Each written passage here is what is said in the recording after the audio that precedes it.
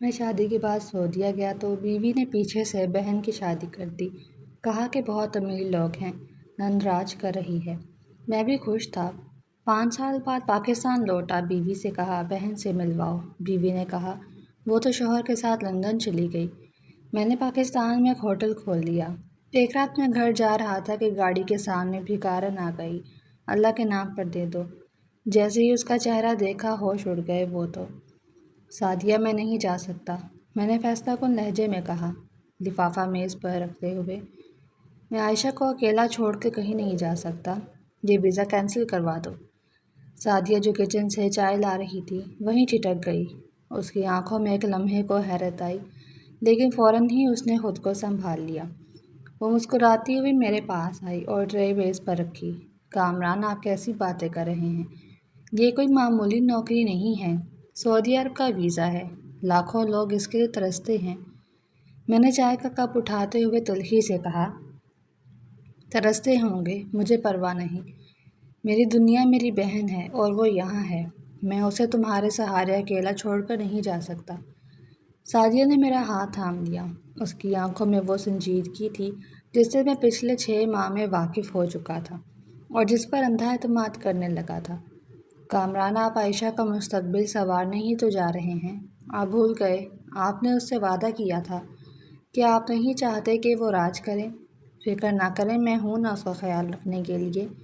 کیا آپ کو مجھ پر بھروسہ نہیں؟ یہی وہ جملہ تھا، یہی وہ سوال تھا جس نے میری زبان بند کر دی۔ بھروسہ؟ میں تو اس پر اپنی جان سے زیادہ بھروسہ کرنے لگا تھا۔ اس کی یہی باتیں تھیں جنہوں نے مجھے اس سے نکاح کرنے پر مجبور کیا تھا۔ میرا نام کامران ہے۔ جب میں 20 سال کا تھا اور عائشہ صرف 10 سال کی، ہمارے والدین ایک ٹریفک حادثے میں اللہ کو پیارے ہو گئے۔ دنیا اندھیر ہو گئی تھی۔ رشتہ داروں نے چند دن دلاسا دیا اور پھر سب اپنی اپنی زندگی میں مگن ہو گئے۔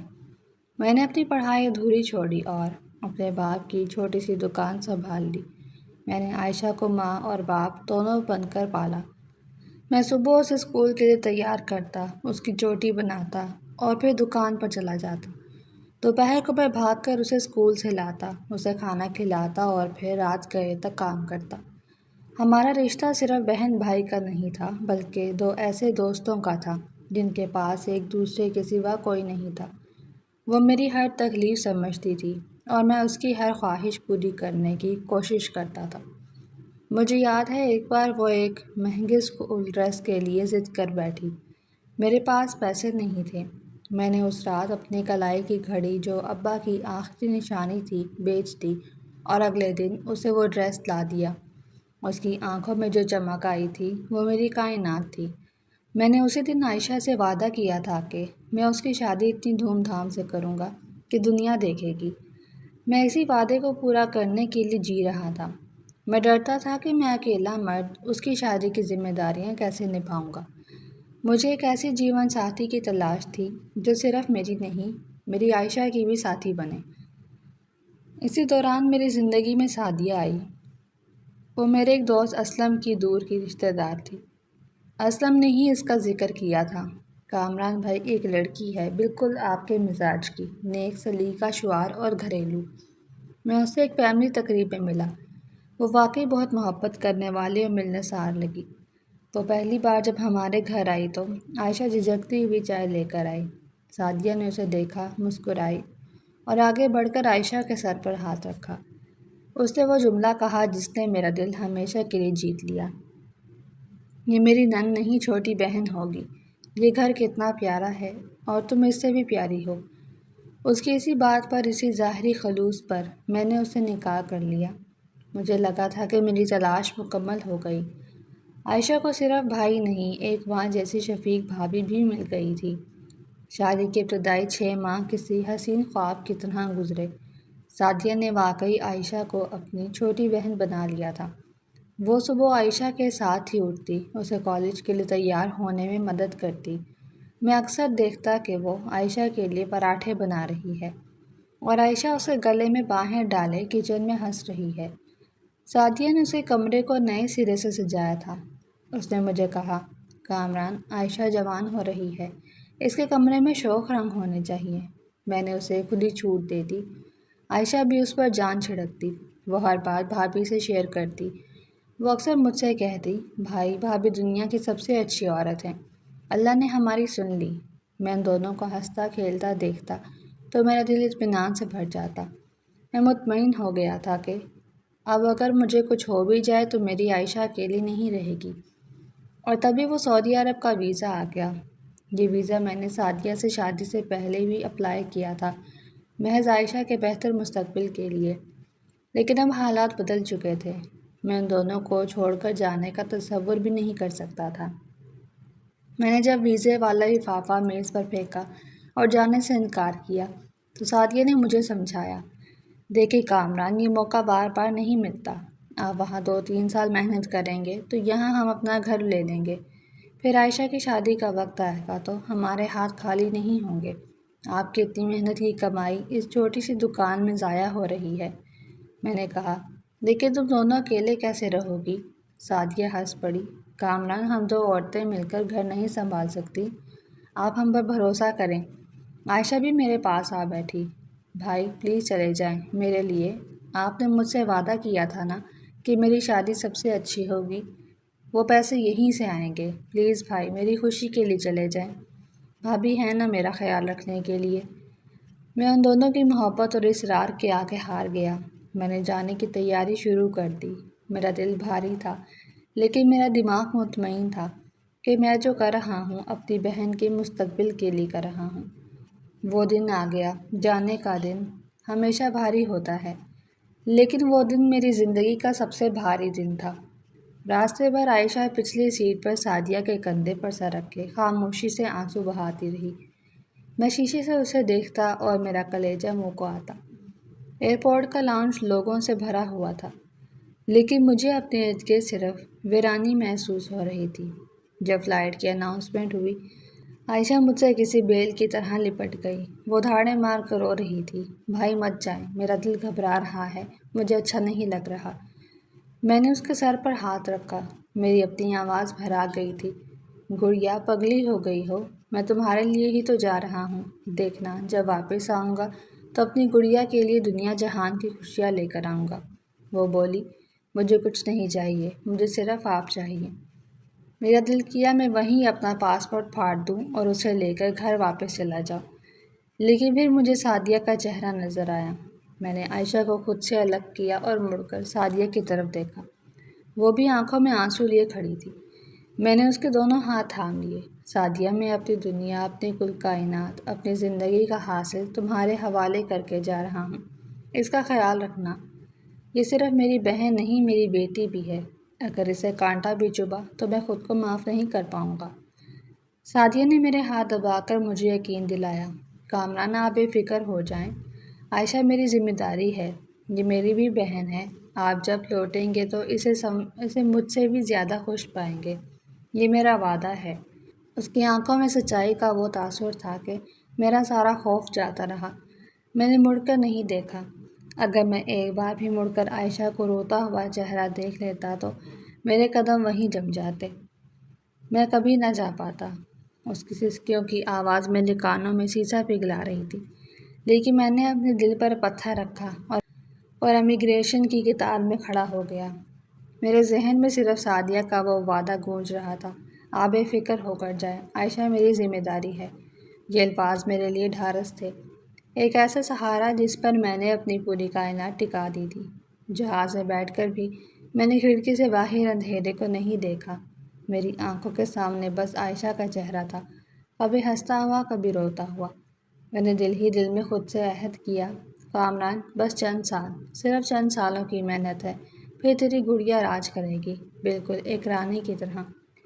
سعودی عرب کی سرزمین پر پہلا قدم رکھتے ہی مجھے اجنبیت اور تنہائی کے شدید احساس نے گھیر لیا۔ یہاں کی ہوا مختلف تھی، لوگ مختلف تھے، زبان مختلف تھی۔ میں اپنے چھوٹے سے کمرے میں جہاں میرے ساتھ 3 اور لوگ بھی رہتے تھے، اکثر راتوں کو عائشہ کی تصویر سینے سے لگائے لیٹ جاتا۔ میں نے خود کو پوری طرح کام میں جھونک دیا۔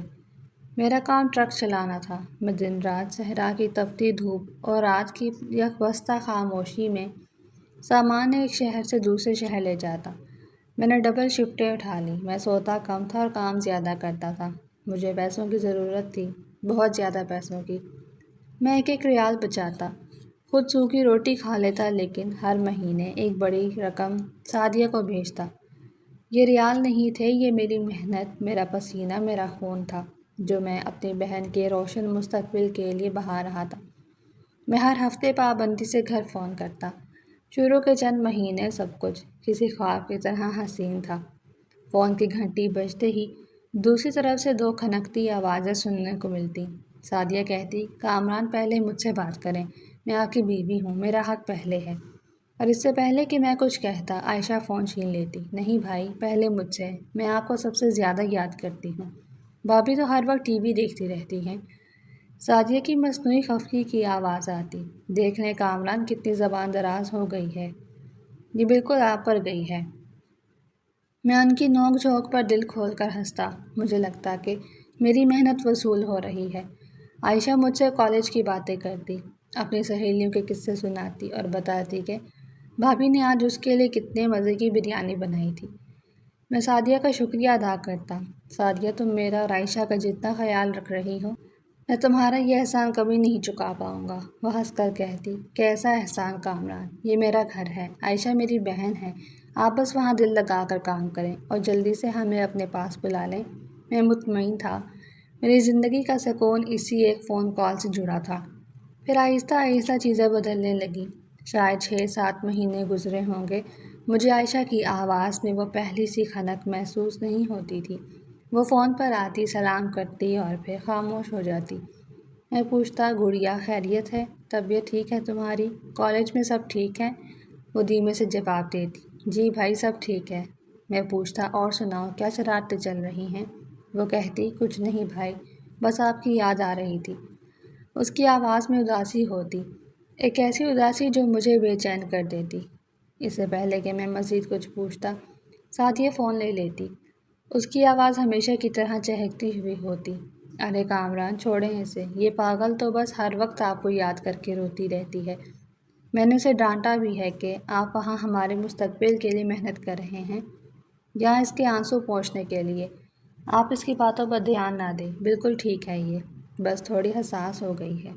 میں کہتا، سعدیہ اس کا دھیان رکھا کرو، وہ اکیلا محسوس کرتی ہوگی۔ وہ کہتی، اوفو کامران، میں سارا دن اس کا دھیان کیسے رکھوں؟ اور کیسے رکھوں؟ میں اس کی ہر خواہش پوری کر رہی ہوں، اسے شاپنگ پر لے کر جاتی ہوں، اس کی پسند کے کھانے بناتی ہوں، اور کیا کروں؟ آپ فکر نہ کریں، میں ہوں نا۔ میں اس کی باتوں میں آ جاتا، لیکن میرے دل کے کسی کونے میں ایک کھٹکا سا ضرور پیدا ہو گیا تھا۔ میں نے پیسے بھیجنے کی رفتار اور مقدار دونوں بڑھا دی۔ مجھے لگتا تھا کہ شاید پیسوں کی کمی کی وجہ سے گھر میں کوئی پریشانی ہو جسے سعدیہ مجھ سے چھپا رہی ہے۔ میں نے سوچا جب ان کے پاس بہت سارے پیسے ہوں گے تو وہ خوش رہیں گی اور عائشہ کی اداسی بھی دور ہو جائے گی۔ پھر 1 سال بیت گیا، میری محنت رنگ لا رہی تھی۔ میں نے کافی پیسے جمع کر لیے تھے اور سعدیہ کو بھیج بھی دیے تھے۔ ایک رات میں کام سے تھکا ہارا واپس اپنے کمرے میں آیا ہی تھا کہ فون بج اٹھا۔ یہ سعدیہ کا نمبر تھا اور اس کے فون کرنے کا وقت نہیں تھا۔ میرا دل دھک سے رہ گیا۔ میں نے گھبرا کر فون اٹھایا، ہیلو سعدیہ، خیریت؟ دوسری طرف سے سعدیہ کی وہ آواز آئی جو میں نے آج تک نہیں سنی تھی۔ وہ خوشی سے چیخ رہی تھی، کامران، کامران مبارک ہو، آپ کی تو لاٹری نکل آئی۔ میں گھبرا گیا، کیا مطلب؟ عائشہ ٹھیک ہے؟ وہ ہنسی، ارے وہ بالکل ٹھیک ہے، بلکہ اتنی خوش ہے کہ میں کیا بتاؤں۔ کامران، آپ کی عائشہ کے لیے ایسا رشتہ آیا ہے کہ ہمارے پورے خاندان میں کسی کا نہ آیا ہوگا۔ میرا دل ایک دم سکون سے بھر گیا، لیکن ساتھ ہی تجسس بھی پیدا ہوا۔ کون ہے لوگ؟ کیا کرتے ہیں؟ سعدیہ نے جو تفصیل بتائی میرے پاؤں تلے زمین نکل گئی۔ اس نے بتایا، لڑکے کا نام کاشف ہے، لندن میں سیٹل ہے، یہاں پاکستان میں ان کی اپنی فیکٹریاں ہیں۔ ارے کامران، کیا لوگ ہیں وہ، پانی کی طرح پیسہ بہاتے ہیں۔ ان کی والدہ نے عائشہ کو کسی تقریب میں دیکھا تھا۔ وہ لوگ اصل میں اسلم بھائی کے دور کے رشتہ دار نکلے، انہیں عائشہ پہلی نظر میں ہی بھا گئی۔ وہ تو اسی وقت رشتہ مانگنے آ گئے۔ وہ کہہ رہے تھے کہ انہیں عائشہ کی سادگی اور معصومیت بہت پسند آئی ہے، انہیں جہیز میں ایک تنکا بھی نہیں چاہیے، بس لڑکی چاہیے۔ میں نے کہا، سعدیہ یہ سب تو ٹھیک ہے، لیکن اتنی جلدی کیا ہے؟ میں چھٹی لے کر آتا ہوں، میں خود ان لوگوں سے ملوں گا۔ ان کے بارے میں تسلی کروں گا، پھر بات آگے بڑھائیں گے۔ میری یہ بات سنتے ہی سعدیہ کا لہجہ ایک دم بدل گیا۔ وہ سختی سے بولی، کامران، آپ پاگل تو نہیں ہو گئے؟ وہ لوگ آسمان سے تارے توڑ کر لانے کی بات کر رہے ہیں اور آپ کہہ رہے ہیں کہ آپ تسلی کریں گے؟ یہ کوئی محلے کا رشتہ نہیں ہے جو آپ کا انتظار کرے گا۔ وہ بہت بڑے لوگ ہیں، ان کے پاس بالکل وقت نہیں۔ کاشف کی اگلے ہفتے کی لندن کی فلائٹ ہے، وہ صرف نکاح کے لیے رکا ہے۔ اگر آپ نے آنے جانے میں دیر کی تو یہ رشتہ ہمارے ہاتھ سے نکل جائے گا اور عائشہ کی قسمت پر لات پڑ جائے گی۔ آپ کیا چاہتے ہیں وہ ساری زندگی اسی تنگ محلے میں سڑتی رہے؟ آپ بھول گئے اپنا وعدہ؟ آپ نے کہا تھا وہ راج کرے گی۔ کامران، یہی موقع آپ کی بہن رانی بن کر راج کرے گی۔ آپ بس پیسوں کا انتظام کریں۔ شادی اتنی دھوم دھام سے ہونی چاہیے کہ ان امیر لوگوں کی آنکھیں بھی کھلی کی کھلی رہ جائیں۔ میں سب سنبھال لوں گی، آپ مجھ پر بھروسہ کریں۔ میں نے کہا، لیکن سعدیہ، بغیر دیکھے والے میں اپنی بہن کا ہاتھ… اس نے میری بات کاٹ دی۔ میں نے دیکھ لیا ہے نا، میں نے تسلی کر لی ہے۔ اسلم بھائی خود ضمانت دے رہے ہیں، آپ اب ایک لفظ بھی نہیں بولیں گے، بس پیسوں کا بندوبست کریں۔ اس کے لہجے میں ایسی تیزی اور ایسا حکم تھا کہ میں چپ ہو گیا۔ پھر بھی میرے دل کو اطمینان نہیں تھا۔ میں نے کہا، سعدیہ ٹھیک ہے، لیکن کچھ بھی ہو میری عائشہ سے بات کرواؤ۔ مجھے اس کی رضامندی خود سننی ہے۔ اگر وہ خوش ہے تو مجھے کوئی اعتراض نہیں۔ سعدیہ نے ایک لمحے کے لیے توقف کیا۔ مجھے لگا جیسے وہ کچھ سوچ رہی ہے، پھر بولی، ٹھیک ہے، لیں بات کریں۔ وہ یہیں میرے پاس بیٹھی ہے۔ فون عائشہ کو دیا گیا۔ دوسری طرف خاموشی چھا گئی۔ میں نے بے چینی سے پکارا، گڑیا، میری جان، تم سن رہی ہو؟ مجھے اس کے سانس لینے کی آواز آ رہی تھی، لیکن وہ بول نہیں رہی تھی۔ میں نے پھر کہا، عائشہ بیٹا، کیا تم اس رشتے سے خوش ہو؟ دیکھو، اگر تمہاری مرضی نہیں ہے تو مجھے ابھی بتا دو، میں سعدیہ کو منع کر دیتا۔ دنیا ادھر کی ادھر ہو جائے، تمہاری مرضی کے بغیر کچھ نہیں ہوگا۔ کچھ دیر خاموشی رہی، پھر اس کی بہت دبی ہوئی گھٹی گھٹی سی آواز آئی، جیسے وہ کسی گہرے کنویں سے بول رہی ہو۔ اس کی آواز میں وہ پرانی کھنک، وہ شوخی بالکل نہیں تھی۔ وہ کانپ رہی تھی۔ اس نے صرف اتنا کہا، بھائی، جو آپ کی خوشی۔ اس سے پہلے کہ وہ ایک لفظ بھی اور کہتی، مجھے فون پر ایک اور تیز کھٹکے کی آواز آئی، جیسے کسی نے اس کے ہاتھ سے فون چھینا ہو، یا شاید اس… نہیں، میں نے سوچا فون گرا ہوگا۔ فوراً ہی سعدیہ کی ہنستی ہوئی آواز آئی، دیکھا کامران، میں نے کہا تھا نا، شرما رہی ہے۔ ارے بھائی، نئی نویلی دلہن بننے والی ہے، آپ کے سامنے کیسے کہے گی کہ خوش ہے؟ آج کل کی لڑکیاں ایسی ہی ہوتی ہیں، حیادار۔ آپ بالکل فکر نہ کریں، وہ بہت خوش ہے، آپ بس پیسوں پر دھیان دیں۔ مجھے کل ہی بازار جانا ہے۔ فون بند ہو گیا۔ میں نے ریسیور ہاتھ میں تھامے رکھا۔ میرا ماتھا ٹھنکا۔ مجھے بہت عجیب لگا، جو آپ کی خوشی؟ اس نے یہ کیوں نہیں کہا کہ میں خوش ہوں؟ اس کی آواز ایسی کیوں تھی جیسے وہ رو رہی ہو؟ وہ کھٹکا کیسا تھا؟ میرے دماغ میں ہزاروں سوالات اٹھ رہے تھے، لیکن پھر میں نے اپنے شکوک کو جھٹک دیا۔ میں نے خود کو سمجھایا کہ میں ہزاروں میل دور بیٹھ کر وہم کر رہا ہوں۔ سعدیہ ٹھیک کہہ رہی ہے، وہ میری گڑیا ہے، مجھ سے شرما رہی ہوگی، اور پھر وہ لندن جا رہی ہے، ایک امیر گھر میں۔ اس سے بڑی خوشی اور کیا ہو سکتی ہے؟ میں نے شیطان کو لعنت بھیجی اور اٹھ کھڑا ہوا۔ میں اپنی بہن کی خوشی کے آڑے نہیں آ سکتا تھا۔ میں نے اگلے دن ہی اپنے باس سے بات کی۔ اپنی ساری جمع پونجی، جو میں نے پچھلے 1 سال میں خون پسینہ ایک کر کے کمائی تھی، نکلوائی۔ لیکن سعدیہ کی ڈیمانڈ اس سے کہیں زیادہ تھی۔ اس نے کہا، کامران، وہ لوگ بہت امیر ہیں، ہمیں ان کے معیار کے مطابق انتظامات کرنے ہیں۔ شہر کا سب سے مہنگا شادی ہال بک کرنا ہے۔ عائشہ کا جوڑا سب سے قیمتی ہونا چاہیے۔ ان کے خاندان والوں کو قیمتی تحفے بھی دینے ہیں۔ میں نے کمپنی سے ایڈوانس لون لیا، اپنے کچھ دوستوں سے قرض پکڑا، یہاں تک کہ اپنی وہ گھڑی بھی بیچ دی جو میں نے یادگار کے طور پر رکھی ہوئی تھی۔ میں نے اپنی زندگی کا ہر اثاثہ، اپنی محنت کا ہر قطرہ سعدیہ کو بھیج دیا۔ میں نے کہا، سعدیہ، یہ میری زندگی کی کل کمائی ہے، لیکن میری بہن کی خوشی سے بڑھ کر نہیں۔ اس کی شادی میں کوئی کمی نہیں رہنی چاہیے۔ سعدیہ نے مجھے یقین دلایا کہ وہ سب سنبھال لے گی۔ شادی کی تاریخ طے ہو گئی۔ میں اس دن کام پر نہیں گیا۔ میں سارا دن اپنے کمرے میں جائے نماز پر بیٹھا روتا رہا۔ میری گڑیا آج رخصت ہو رہی تھی اور میں اس کے سر پر ہاتھ رکھنے کے لیے بھی موجود نہیں تھا۔ شام کو سعدیہ نے فون کیا۔ اس کی آواز خوشی سے نہال تھی۔ کامران مبارک ہو، آپ کی گڑیا رخصت ہو گئی۔ کیا شان سے گئی ہے، کیا انتظام تھا۔ سارا محلہ، سارے رشتہ دار سب دیکھتے رہ گئے۔ کاشف بہت اچھا لگ رہا تھا اور عائشہ تو چاند کا ٹکڑا لگ رہی تھی۔ میری آنکھوں سے آنسو بہہ رہے تھے، خوشی کے آنسو اور اپنی بے بسی کے آنسو۔ میں نے کہا، سعدیہ اس کا خیال رکھنا، وہ بہت معصوم ہے۔ سعدیہ ہنسی۔ کامران اب اس کا خیال رکھنے والا اس سے بھی بہتر آ گیا ہے۔ وہ اسے لندن لے جائے گا، وہ راج کرے گی۔ اگلے دن سعدیہ نے مجھے شادی کی بہت سی تصاویر بھیجی۔ میں نے کانپتے ہاتھوں سے وہ تصاویر اپنے پرانے سے فون پر کھولی۔ تصویریں بہت شاندار تھیں۔ ایک بڑے ہوٹل کا منظر تھا، ہر طرف پھول روشنیاں تھیں۔ عائشہ واقعی کسی رانی کی طرح لگ رہی تھی۔ اس نے سرخ رنگ کا بہت بھاری کامدار جوڑا پہنا تھا۔ وہ سر سے پاؤں تک سونے اور ہیروں کے زیورات میں لدی ہوئی تھی۔ ساتھ ہی کاشف کھڑا تھا، مہنگے سوٹ میں ملبوس۔ وہ واقعی اسمارٹ اور امیر لگتا تھا۔ سعدیہ بھی ان کے پاس کھڑی تھی۔ اس نے بھی بہت مہنگا لباس پہنا تھا اور وہ بہت خوش نظر آ رہی تھی۔ میں نے ایک ایک تصویر کو زوم کر کے دیکھا، لیکن پھر ایک چیز تھی جس نے میرا دل ایک بار پھر بے چین کر دیا۔ میں نے عائشہ کے چہرے کو زوم کیا۔ وہ مسکرا رہی تھی، لیکن اس کی آنکھیں خالی تھیں، وہ بجھی ہوئی تھیں۔ وہ مسکراہٹ اس کے ہونٹوں پر تھی، اس کی آنکھوں تک نہیں پہنچ رہی تھی۔ یہ میری عائشہ کی مسکراہٹ نہیں تھی۔ وہ جب ہنستی تھی تو اس کی آنکھوں میں ستارے چمکتے تھے۔ یہ ایک تھکی ہوئی، رسمی اور خوفزدہ مسکراہٹ تھی۔ میں نے فوراً سعدیہ کو فون ملایا۔ میری آواز میں پریشانی تھی۔ سعدیہ، یہ عائشہ اتنی اداس کیوں لگ رہی ہے؟ اس کی آنکھوں میں وہ چمک کیوں نہیں؟ سعدیہ دوسری طرف سے کھلکھلا کر ہنس پڑی۔ اوہ کامران، آپ بھی نا کن باتوں کو لے کر بیٹھ جاتے ہیں۔ ہر لڑکی اپنے ماں باپ کا گھر چھوڑتے ہوئے اداس ہوتی ہے۔ اس بیچاری کے تو ماں باپ ہی نہیں ہیں، صرف آپ ہی تھے، اور آپ ہی اس کی رخصتی میں نہیں تھے۔ وہ بس آپ کو اور اس گھر کو چھوڑنے پر اداس ہے۔ 2 دن میں اپنے شوہر کے ساتھ گھل مل جائے گی، لندن جائے گی تو سب بھول جائے گی۔ آپ دیکھنا تو صحیح، وہ کتنی خوش رہے گی۔ میں نے اس کی بات مان لی۔ میں اور کر بھی کیا سکتا تھا؟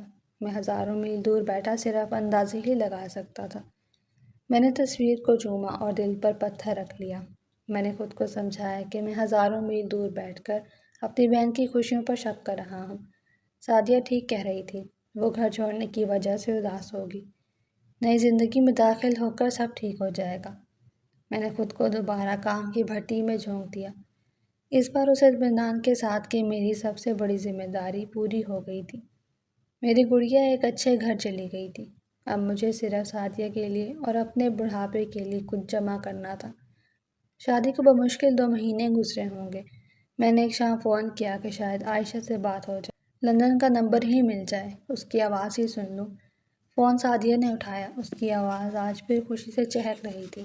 کامران، آپ پوچھ رہے تھے نا عائشہ کا؟ وہ تو لندن چلی گئی اپنے شوہر کے ساتھ۔ آج صبح ہی ان کی فلائٹ تھی۔ اتنی خوش تھی کہ مجھے فون کر کے شکریہ ادا کر رہی تھی۔ کہہ رہی تھی، بھابھی آپ نے میری زندگی بنا دی۔ میرا دل ایک دم بیٹھ سا گیا۔ وہ چلی گئی مجھ سے بات کیے بغیر؟ میں نے اداس لہجے میں کہا۔ سعدیہ، اس نے مجھ سے بات کیوں نہیں کی؟ سعدیہ ہنسی۔ ارے کامران، آپ بھی بچوں جیسی باتیں کرتے ہیں۔ ان کی فلائٹ اچانک تھی، وہ لوگ ہنی مون پر جا رہے تھے، اتنے مصروف تھے کہ بس۔ اس نے کہا ہے وہ لندن پہنچ کر آپ کو خود فون کرے گی۔ میرا دل اداس تو ہوا، لیکن میں اس کی خوشی میں خوش تھا۔ میں نے سوچا، چلو وہ اپنی نئی زندگی شروع کر رہی ہے، میں اسے پریشان کیوں کروں؟ اس واقعے کے بعد سعدیہ کا رویہ بھی بدلنے لگا۔ اب وہ فون پر عائشہ کا ذکر کم اور دوسری باتوں کا ذکر زیادہ کرتی تھی۔ کامران، آپ جو یہ پیسے بیچتے ہیں کہ یہاں بینک میں پڑے پڑے کم ہو رہے ہیں۔ مہنگائی کتنی ہو گئی ہے، آپ کو اندازہ نہیں۔ میں نے کہا، تو میں کیا کروں؟ وہ بولی، آپ کے دوست اسلم کہہ رہے تھے کہ پراپرٹی میں بہت فائدہ ہے۔ ہم یہ پرانا محلہ چھوڑ کر کہیں اچھی جگہ کیوں نہیں شفٹ ہو جاتے؟ مجھے یہ علاقہ عائشہ کے سسرال والوں کے سامنے چھوٹا لگتا ہے۔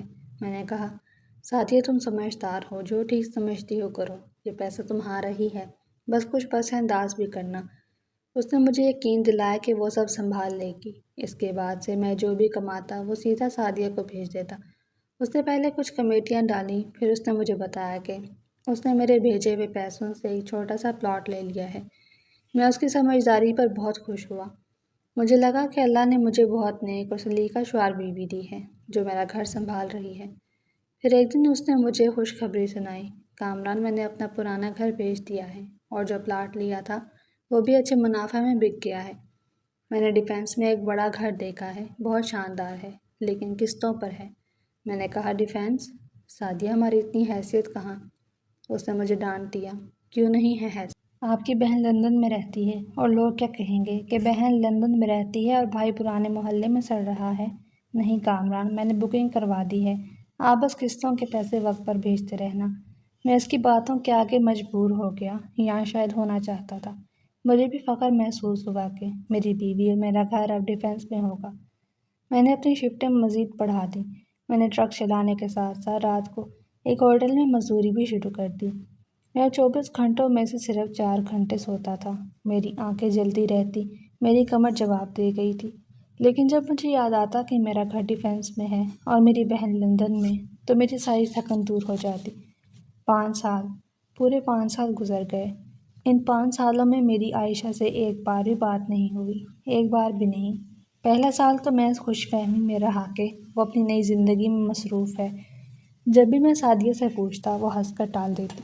ارے کامران، وہ لوگ ورلڈ ٹور پر ہیں، آپ کو کیا پتہ، امیر لوگوں کے چونچلے۔ ابھی پچھلے ہفتے ہی کال آئی تھی، پیرس میں تھے، کہہ رہی تھی آئیفل ٹاور دیکھ رہی ہوں۔ مجھے حیرت ہوتی، میری گڑیا پیرس میں؟ میں تصور میں اسے وہاں دیکھتا اور خوش ہو جاتا۔ دوسرا سال شروع ہوا تو میرے صبر کا پیمانہ لبریز ہونے لگا۔ میں نے سعدیہ سے سختی سے کہا، سعدیہ مجھے عائشہ کا نمبر دو، مجھے اس سے بات کرنی ہے، چاہے وہ دنیا کے جس کونے میں بھی ہو۔ اس بار سعدیہ کا لہجہ بدلا ہوا تھا۔ اس نے افسوس سے کہا، کامران، ان کا نمبر بدل گیا ہے، کاشف نے وہاں بزنس بہت بڑھا لیا ہے، وہ لوگ اب بہت اونچے لیول پر چلے گئے ہیں، بہت مصروف ہیں، وہ جب پاکستان آئیں گے تو میں نیا نمبر لے لوں گی۔ مجھے غصہ آیا، یہ کیا بات ہوئی کہ بہن کا اپنے بھائی سے بات کرنے کا وقت نہیں؟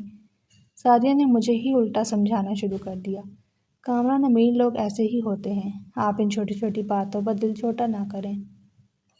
جب تیسرا سال شروع ہوا تو میں نے تہیہ کر لیا کہ میں خود پاکستان جا رہا ہوں۔ مجھے ایسی دولت نہیں چاہیے، لیکن تبھی سعدیہ نے فون پر ایک اور دھماکہ کر دیا۔ وہ خوشی سے چیخ رہی تھی، کامران مبارک ہو، آپ ماموں بننے والے ہیں، عائشہ امید سے ہے۔ یہ سنتے ہی میرا سارا غصہ کافور ہو گیا۔ میں خوشی سے جھوم اٹھا، میری گڑیا ماں بننے والی ہے۔ میں نے اسی وقت مٹھائی منگوا کر اپنے سارے ساتھیوں میں بانٹی۔ میں نے سعدیہ کو کہا کہ اس پر جتنا پیسہ لگتا ہے لگاؤ، میری طرف سے میری گڑیا کو کوئی کمی نہ ہو۔ اس کے بعد میں جب بھی فون کرتا سعدیہ مجھے عائشہ کی طبیعت کا بتاتی، کامران، اس کی طبیعت بہت نازک ہے، وہ حاملہ ہے اور ڈاکٹر نے اسے سفر کرنے، یہاں تک کہ فون استعمال کرنے سے بھی سختی سے منع کیا ہے۔ کوئی بھی بری خبر یا جذباتی بات اس کے لیے اور بچے کے لیے ٹھیک نہیں، آپ بس دعا کریں۔ میرے دل اس کی سلامتی کے لیے تڑپ اٹھتا۔ میں نے کہا، سعدیہ سے کہو کہ بھائی کو بھول جائے، بس اپنا خیال رکھیں۔ میں نے فون کرنا کم کر دیا کہ کہیں میری وجہ سے اس کی طبیعت پر کوئی اثر نہ پڑے۔ میں بس پیسے بھیجتا رہتا اور اس کی صحت کے لیے دعائیں کرتا۔ مجھے کبھی کبھی شک ہوتا، میرا دل کہتا کہ کچھ تو گڑبڑ ہے، کوئی بہن اپنے بھائی سے 5 سال تک ایسے کیسے رابطہ ختم کر سکتی ہے؟ لیکن پھر میں سعدیہ پر جھوٹ کا گمان بھی کیسے کر سکتا تھا؟ وہ جو میری عائشہ کی اتنی خدمت کرتی تھی، وہ جو میرے گھر کو جنت بنائے ہوئی تھی، وہ مجھ سے جھوٹ کیوں بولے گی؟ میں اپنے وہم کو جھٹک دیتا۔ پھر خبر ملی کہ بچہ ہو گیا ہے، لیکن طبیعت اب بھی نازک ہے۔ یہ بہانہ مزید 1 سال چلا۔ جب 5 سال مکمل ہو گئے اور میں نے عائشہ کی آواز تک نہ سنی، تب میرا صبر جواب دے گیا۔ میں نے سعدیہ کو فون کیا اور 2 ٹوک کہہ دیا، سعدیہ، میں اگلے مہینے سب کچھ سمیٹ کر ہمیشہ کے لیے پاکستان واپس آ رہا ہوں، مجھے اب یہاں 1 دن بھی نہیں رہنا۔ سعدیہ یہ سن کر جیسے گھبرا گئی، ارے کامران، اتنی جلدی کیا ہے؟ میں نے کہا، بس بہت ہو گیا، اب میں اپنی باقی زندگی اپنی بہن اور اپنے بھانجے کے ساتھ گزارنا چاہتا ہوں۔ میں نے اپنا سب کچھ بیچا، اپنا حساب کتاب کلیئر کیا اور پاکستان کی فلائٹ لے لی۔ میرے دل پہ ایک عجیب سی خوشی اور ایک انجانا سا خوف تھا۔ میں 5 سال بعد اپنی مٹی پر قدم رکھ رہا تھا۔ میں ایئرپورٹ سے نکلا، میرا دل عائشہ سے ملنے کو بے چین تھا۔ میں نے ایئرپورٹ کی دکانوں سے ہی عائشہ کے لیے مہنگے تحفے خریدے، اپنے بھانجی کے لیے ڈھیر سارے کھلونے لیے۔ مجھے یاد تھا عائشہ کو گڑیا بہت پسند تھی۔ میں نے اس کے لیے ایک بہت مہنگی بڑی سی گڑیا خریدی۔ میں نے سوچا، وہ دیکھے گی تو کتنا ہنسے گی۔ میں نے ٹیکسی لی اور سعدیہ کا دیا ہوا ڈیفینس کا پتہ بتایا۔ جب ٹیکسی ایک بہت بڑے عالیشان بنگلے کے سامنے رکی تو میں دنگ رہ گیا۔ یہ گھر تھا کیا محل؟ میں نے ڈرتے ڈرتے ڈور بیل بجائی۔ دروازہ ایک نوکر نے کھولا۔ اندر کا منظر باہر سے بھی زیادہ شاہانہ تھا۔ قیمتی فرنیچر، بڑے بڑے فانوس، ہر طرف آسائش کا سامان بکھرا پڑا تھا۔ سعدیہ لاؤنج سے نکل کر آئی۔ میں اسے دیکھ کر حیران رہ گیا۔ وہ پرانی سعدیہ نہیں تھی، وہ کوئی امیر بیگم لگ رہی تھی، مہنگے لباس اور زیورات میں لدی ہوئی۔ اس نے مجھے دیکھا اور مسکراتے ہوئے میرے گلے لگ گئی۔ کامران آپ آ گئے، ویلکم ہوم۔ یہ سب دیکھ کر کیسا لگا؟ یہ سب آپ ہی کی محنت ہے، میں نے حیرانی سے کہا۔ سعدیہ یہ سب؟ وہ بولی، سب آپ کا ہے، آپ کی سلطنت ہے۔ میں نے اپنے ہاتھ میں پکڑے تحفوں کو دیکھا اور بے چینی سے پوچھا، سب چھوڑو، عائشہ کہاں ہے؟ اسے بلاؤ، میں اس کے لیے تحفے لایا ہوں۔ میرا سوال سنتے ہی سعدیہ کا چہرہ اتر گیا۔ اس کی مسکراہٹ ایک دم غائب ہو گئی۔ اس کے چہرے پر ایک عجیب سی افسردگی اور پریشانی چھا گئی۔ وہ بولی، کامران آپ بیٹھے تو صحیح، پانی پئیں۔ میں نے اصرار کیا۔ سعدیہ مذاق چھوڑو، میری گڑیا کہاں ہے؟ وہ 5 سال سے مجھ سے نہیں ملی، آج تو میں اسے دیکھے بغیر نہیں جاؤں گا۔ سعدیہ نے گہری سانس لی اور میرے سامنے صوفے پر بیٹھ گئی۔ اس نے بہت افسوسناک چہرہ بنا کر کہا، کامران میں آپ سے یہ بات کیسے کہوں؟ میں نے اتنے سال آپ سے یہ بات چھپائے رکھی کہ آپ پریشان نہ ہوں، لیکن اب آپ آ ہی گئے ہیں تو… میں نے گھبرا کر پوچھا، کیا مطلب؟ عائشہ ٹھیک تو ہے؟ سعدیہ نے نفی میں سر ہلایا۔ وہ ٹھیک ہے کامران، جسمانی طور پر بالکل ٹھیک ہے، لیکن وہ بدل گئی ہے۔ لندن جا کر، وہ دولت دیکھ کر، امیر لوگ، وہ ہم جیسے غریب رشتہ داروں کو بھول گئی ہے۔ میں نے کہا، کیا بکواس کر رہی ہو؟ وہ بولی، یہی سچ ہے کامران، اس نے مجھ سے بھی رابطہ ختم کر دیا ہے۔ وہ اب ہم سے کوئی رشتہ نہیں رکھنا چاہتی۔ اسے لگتا ہے کہ ہم اس کے معیار کے نہیں ہیں۔ میں نے بہت کوشش کی اس سے ملنے کی، اس سے بات کرنے کی، لیکن اس کے شوہر نے صاف کہہ دیا کہ وہ ہم جیسوں سے تعلق نہیں رکھنا چاہتے۔ یہ سن کر مجھ پر جیسے گھڑوں پانی پڑ گیا۔ میرا سر چکرا گیا۔ میرے ہاتھ سے وہ تحفے، وہ گڑیا، وہ فرش پر گر گئے۔ نہیں، یہ جھوٹ ہے، میری عائشہ ایسی نہیں ہو سکتی، وہ مجھ سے سب سے زیادہ پیار کرتی تھی۔ سعدیہ نے میرے کندھے پر ہاتھ رکھا۔ اس کی آنکھوں میں آنسو تھے۔ کامران، خود کو سنبھالیں، یہی سچ ہے۔ میں خود اتنے سالوں سے یہ صدمہ سہ رہی ہوں، لیکن آپ کی وجہ سے چپ تھی۔ مجھے یقین نہیں آیا۔ میں صوفے پر گر پڑا۔ میری دنیا، میری کائنات، جس کے لیے میں نے 5 سال صحرا کی خاک چھانی، جس کے لیے اپنا خون پسینہ کیا، اس نے مجھے پہچاننے سے انکار کر دیا۔ میں نے غصے اور دکھ کے مل جلے تاثرات کے ساتھ وہ فرش پر پڑے تحفے اٹھائے اور انہیں پوری قوت سے سامنے دیوار پر دے مارا۔ وہ مہنگی گڑیا ٹوٹ کر بکھر گئی۔ میں اس ٹوٹے ہوئے گڑیا کے بکھرے ہوئے ٹکڑوں کو دیکھتا رہا اور مجھے لگا وہ گڑیا نہیں، میرا وجود، میرا مان، میرا اعتبار ٹوٹ کر بکھرا ہے۔ میں نے اس دن کے بعد سعدیہ سے کوئی سوال نہیں کیا۔ وہ میرے ساتھ اسی عالیشان گھر میں ایک اجنبی کی طرح رہتی تھی اور میں صبح سے رات تک اپنے نئے ریسٹورنٹ کو اپنے پیروں پر کھڑا کرنے میں لگا رہتا۔ میں نے اس کا نام بھی نہیں سوچا، بس کامران ریسٹورنٹ رکھ دیا۔ میں نے اپنی ساری بچی کھچی دولت، اپنی ساری توانائی اس کام میں جھونک دی۔ میرا دل اس قدر کڑوا ہو چکا تھا کہ مجھے کسی پر اعتبار نہیں رہا تھا۔ میں نے سعدیہ سے بات چیت مکمل طور پر ترک کر دی۔ وہ میرے لیے اس گھر کا ایک مہنگا فرنیچر بن چکی تھی، جس سے مجھے کوئی دلچسپی نہیں تھی۔ میں رات کو دیر سے گھر آتا، اپنے کمرے میں سو جاتا اور صبح اس کے اٹھنے سے پہلے نکل جاتا۔ اس نے کئی بار بات کرنے کی کوشش کی، لیکن میری پتھریلی خاموشی نے اسے بھی چپ کروا دیا۔ میں نے اپنے ہوٹل پر ایک اصول رکھا تھا جو میں نے کسی کو نہیں بتایا تھا۔ رات کو جب ہوٹل بند ہوتا تو جتنا بھی کھانا بچتا میں اسے ضائع نہیں کرنے دیتا تھا۔ میں نے اپنے مینیجر کو ہدایت دی تھی کہ وہ بہترین پیکنگ میں وہ کھانا پیک کروائے۔ میں وہ کھانا خود لے کر شہر کے غریب علاقوں میں نکل جاتا۔ میں نے یہ کام خود اس سے ذمہ لیا تھا کیونکہ اس سے مجھے ایک عجیب سا سکون ملتا تھا۔ شاید میں اپنی بہن کے لیے کچھ نہ کر سکنے کے گناہ کا کفارہ ادا کرنے کی کوشش کر رہا تھا۔ مجھے لگتا تھا کہ میری بہن نے تو مجھے دولت کے لیے چھوڑ دیا، لیکن شاید ان غریبوں کی دعائیں میرے دل کی جلن کو کچھ کم کر دیں۔ میں مہنگی گاڑی میں مہنگے کپڑے پہن کر جب ان جھگیوں میں جا کر کھانا بانٹتا تو لوگ مجھے دعائیں دیتے اور میں خالی نظروں سے آسمان کو تکتا رہتا۔ زندگی اسی ڈگر پر چل رہی تھی۔ مجھے پاکستان آئے ہوئے بھی 6 ماہ ہونے کو تھے۔ میرے دل کا زخم بھرنے کے بجائے ناسور بنتا جا رہا تھا۔ ایک رات موسم بہت خراب تھا، ایسی بارش اور آندھی تھی کہ جیسے آسمان پھٹ پڑے گا۔ ہوٹل بند کرنے میں معمول سے زیادہ دیر ہو گئی۔ سڑکیں سنسان تھی اور پانی سے بھری ہوئی تھی۔ میں اپنی نئی چمکتی ہوئی گاڑی میں گھر کی طرف جا رہا تھا۔ وائپر پوری تیزی سے چلنے کے باوجود شیشہ صاف نہیں کر پا رہے تھے۔ میں ایک سنسان اندھیرے سگنل پر گاڑی روکے کھڑا تھا، سگنل کے سرخ ہونے کا انتظار کر رہا تھا، حالانکہ سڑک پر میرے سوا کوئی نہیں تھا۔ تبھی کسی نے شدت سے میری گاڑی کا سائیڈ والا شیشہ پیٹنا شروع کر دیا۔ میں نے چونک کر دیکھا۔ بارش اور اندھیرے میں کچھ واضح نظر نہیں آ رہا تھا، بس ایک سایہ سا تھا جو شیشے سے چپکا ہوا تھا۔ ایک عورت کی کانپتی ہوئی بیکاری آواز، اللہ کے نام پر دے دو، خدا کے واسطے، 2 دن سے کچھ نہیں کھایا۔ مجھے شدید غصہ آیا۔ ایک تو یہ موسم اور اوپر سے بیکاری شیشہ گندا کر رہے ہیں، میری نئی گاڑی پر لکیریں آ جائیں گی۔ میں نے غصے میں شیشہ تھوڑا سا نیچے کیا اور جیب سے 50 روپے کا نوٹ نکال کر اس کی طرف بڑھایا۔ یہ لو اور جاؤ، شیشہ مت خراب کرو۔ وہ نوٹ لینے کے لیے اس کا ہاتھ آگے بڑھا۔ وہ ہاتھ نہیں تھا، وہ ہڈیوں کا ایک ڈھانچہ تھا جس پر خال منڈی ہوئی تھی۔ میرا دل ایک دم کانپ گیا۔ پھر بارش کے پانی اور الجھے ہوئے کالے کیچڑ زدہ بالوں میں چھپا اس کا چہرہ جیسے ہی سڑک کی ٹمٹماتی اسٹریٹ لائٹ کی روشنی میں آیا، میرے ہاتھ وہیں ساکت ہو گئے۔ وہ آنکھیں، وہ بجھی ہوئی، اندر کو دھسی ہوئی آنکھیں، وہ ماتھے کا تل، وہ تل جو میں بچپن میں چھیڑتا تھا اور وہ مجھ سے لڑ پڑتی تھی۔ میرے پورے وجود میں زلزلہ سا آ گیا۔ میرے ہاتھ سے 50 کا نوٹ گر گیا۔ میں نے لرزتی کانپتی ناقابل یقین آواز میں کہا، عائشہ۔ وہ بیکارن جو نوٹ گرنے پر اسے اٹھانے کے لیے جھکی تھی، میرا نام سن کر چونکی۔ اس نے تو چہرہ اوپر اٹھایا، اس کی خالی آنکھیں حیرت سے پھیل گئیں۔ اس نے میری طرف دیکھا، اس کی آنکھیں مجھے پہچاننے کی کوشش کر رہی تھی۔ بھائی!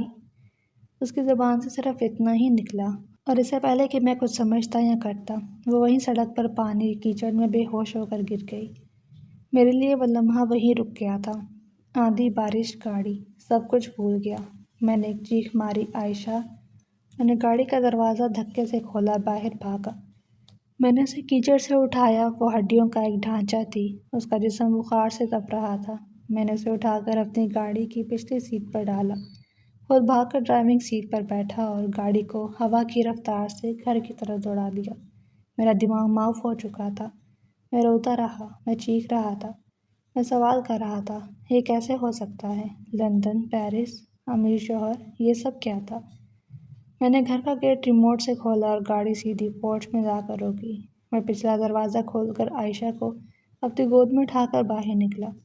وہ ابھی بے ہوش تھی۔ سعدیہ لاؤنج میں بیٹھ کر آرام سے ٹی وی دیکھ رہی تھی، شاید کوئی فلم چل رہی تھی، اور وہ کہے لگا رہی تھی۔ میں طوفان کی طرح دروازہ کھولتا ہوا اندر داخل ہوا۔ میرے کیچڑ بھرے پاؤں سے قیمتی قالین خراب ہو رہا تھا۔ سعدیہ نے مجھے اور میری گود میں موجود اس گندے میلے کچیلے وجود کو دیکھا تو چیخ پڑی، کامران، یہ کیا بدتمیزی ہے؟ یہ کس گندی بیکارن کو اٹھا لایا آپ؟ قالین خراب کر دیا۔ اس سے پہلے کہ وہ کچھ اور کہتی، میں نے عائشہ کو، جو اب ہڈیوں کا ڈھانچہ تھی، اٹھا کر اس مہنگے سفید صوفے پر لٹا دیا جس پر سعدیہ بیٹھنے سے پہلے 100 بار سوچتی تھی۔ سعدیہ اپنی نند کو اس حال میں دیکھ کر چیخ پڑی۔ اس کا رنگ زرد پڑ گیا، اس کی آنکھیں خوف سے پھیل گئی۔ یہ کون ہے؟ یہ زندہ کیسے؟ وہ آخری الفاظ اپنے منہ میں ہی بڑبڑا گئی، لیکن میرے کانوں نے وہ سن لیے تھے۔ میں نے اس کی طرف دیکھا، میری آنکھوں میں خون اترا ہوا تھا، میری آواز میں وہ ٹھہراؤ تھا جو طوفان سے پہلے آتا ہے۔ یہ میری بہن ہے سعدیہ، جسے تم نے لندن بھیجا تھا۔ میں نے جلدی سے پانی کا گلاس بھرا اور عائشہ کے منہ پر چھینٹے مارے۔ اس نے آنکھیں کھولیں، اسے ہوش آیا تو اس نے پہلے مجھے دیکھا، پھر سعدیہ کو، اور اس کے بعد اس عالیشان کمرے کو۔ وہ خوف سے کانپنے لگی اور صوفے کے کونے میں دبک گئی۔ اس کی آنکھوں میں وہ وحشت تھی۔ وہ میری طرف ہاتھ جوڑ کر بولی، بھائی مجھے مت مارنا، خدا کے لیے، بھابھی۔ میں کچھ نہیں بتاؤں گی، میں سچ میں کچھ نہیں بتاؤں گی، مجھے بس جانے دو۔ اس کا یہ جملہ میرے دل کو چیر گیا اور سعدیہ کے چہرے پر رہی سہی رنگت بھی اڑ گئی۔ اس وقت سارا معمہ کھل گیا۔ میں نے آگے بڑھ کر عائشہ کو کندھوں سے تھاما، گڑیا ڈرو مت، میں ہوں تمہارا بھائی، مجھے سچ بتاؤ تمہارے ساتھ کیا ہوا؟ عائشہ مجھ سے لپٹ کر پھوٹ پھوٹ کر رو پڑی۔ اسے روتے ہوئے ہچکیوں کے درمیان جو بتایا، اس نے میرے قدموں تلے زمین نکال دی۔ اس نے بتایا کہ کاشف کوئی امیر زادہ نہیں بلکہ سعدیہ کا آوارہ نشئی اور مجرم کزن تھا۔ سعدیہ نے یہ سارا ڈرامہ میری دولت ہتھیانے کے لیے رچایا تھا۔ عائشہ نے بتایا، بھائی، جس دن آپ سے فون پر بات ہوئی، اس سے پہلے بھابھی نے مجھے بہت مارا تھا۔ اس نے مجھے دھمکی دی تھی کہ اگر میں نے ہاں نہ کی تو وہ آپ کو فون کر کے کوئی جھوٹا الزام لگا کر بدنام کر دے گی کہ میں کسی کے ساتھ، اور آپ یہ صدمہ برداشت نہیں کر پائیں گے۔ میں آپ کی زندگی کے لیے ڈر گئی اور ہاں کر دی۔ شادی کے اگلے دن ہی کاشف نے میرا سارا زیور چھین لیا اور سعدیہ کے حوالے کر دیا۔ وہ مجھے روز مارتا تھا، وہ مجھے ایک کوٹھے پر بیچنے کی کوشش بھی کرتا رہا۔ ایک دن میں نے آپ کو فون کرنے کی کوشش کی۔ اس دن بھابھی آئی، میں اس کے پاؤں پڑ کر روئی کہ مجھے بچا لو، یہ لوگ مجھے مار دیں گے۔ بھابھی نے مجھے تھپڑ مارا اور کہا، اگر تم نے کامران کو ایک لفظ بھی بتایا تو میں اسے فون کر کے کہہ دوں گی کہ تم کسی کے ساتھ بھاگ گئی ہو، وہ وہیں صدمے سے مر جائے گا۔ اس نے مجھے اسے جہنم میں چھوڑ دیا اور چلی گئی۔ کچھ مہینے پہلے کاشف نشے کی زیادتی سے مر گیا اور مالک مکان نے مجھے دھکے دے کر گھر سے نکال دیا۔ میں تب سے سڑکوں پر بھیک مانگ رہی تھی، صرف اس امید پر کہ ایک دن اپنے بھائی کو دیکھ سکوں، صرف ایک بار۔ یہ سب سن کر میں جیسے پتھر کا ہو گیا۔ میری آنکھوں سے آنسو خشک ہو گئے۔ میں نے سعدیہ کی طرف دیکھا جو اب میرے قدموں میں گری ہوئی تھی۔ وہ چیخ رہی تھی، مجھ سے غلطی ہو گئی کامران، میں دولت کے نشے میں اندھی ہو گئی تھی، شیطان نے مجھے ورگلا دیا، مجھے معاف کر دیں۔ میں نے اسے بازو سے پکڑا اور وحشی کی طرح کھڑا کیا۔ معافی؟ تم نے میری بہن کو زندہ مار دیا، تم نے میرے اعتبار کا قتل کیا ہے، تم نے میری انسانیت چھین لی۔ میں کامران تمہیں ابھی اسی وقت طلاق دیتا ہوں۔ میں نے اسے دھکے دے کر گھر سے نکال دیا، بالکل اسی طرح جیسے اس نے میری بہن کو نکالا تھا۔ اس کی چیخیں منتیں مجھ پر اثر نہیں کر رہی تھی۔ میں نے اسی رات عائشہ کو سب سے بڑے اسپتال میں داخل کروایا۔ اسے ٹھیک ہونے میں مہینہ لگ گئے۔ وہ جسمانی طور پر ہی نہیں، ذہنی طور پر بھی ٹوٹ چکی تھی، لیکن میں نے ہمت نہیں ہاری۔ میرا پیار، میری توجہ اور میرا دن رات کا ساتھ اسے واپس زندگی میں لے آیا۔ آج 6 ماہ گزر گئے ہیں۔ میرا ہوٹل اب عائشہ ریسٹورنٹ کے نام سے جانا جاتا ہے، اور میری گڑیا، میری عائشہ، صحت مند اور خوش باش، خود میرے ساتھ کیش کاؤنٹر پر بیٹھتی ہے۔ اس کی مسکراہٹ واپس آ گئی ہے اور اس کی آنکھوں میں اب وہی پرانی چمک ہے۔ میں نے اسے دیکھ کر سیکھ لیا کہ دولت کی لالچ واقعی انسان سے اس کی انسانیت چھین لیتی ہے۔ بھروسہ ایک نازک شیشہ ہے جو ایک بار ٹوٹ جائے تو کبھی نہیں جڑتا۔